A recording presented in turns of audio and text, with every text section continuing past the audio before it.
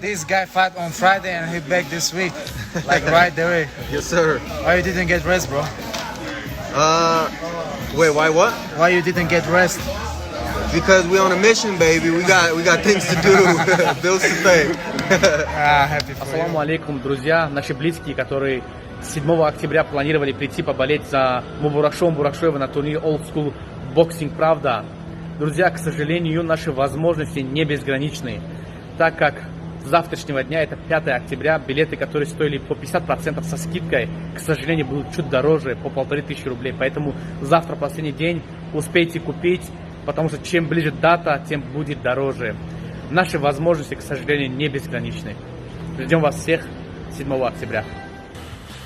Со мной вот в Америке тренировался Лоик Раджабов. Он первый претендент, который должен попасть тоже в UFC. Так как у него сейчас контракт с другой лигой, он не может. Он еще кто сейчас будет драться 14 октября. Он тоже будет драться? Не, как? он в другой организации берется, но он может попасть в UFC, потому что он очень хороший, у него рекорд. И Мухаммад Наимов тоже там, он тоже может в любое время попасть.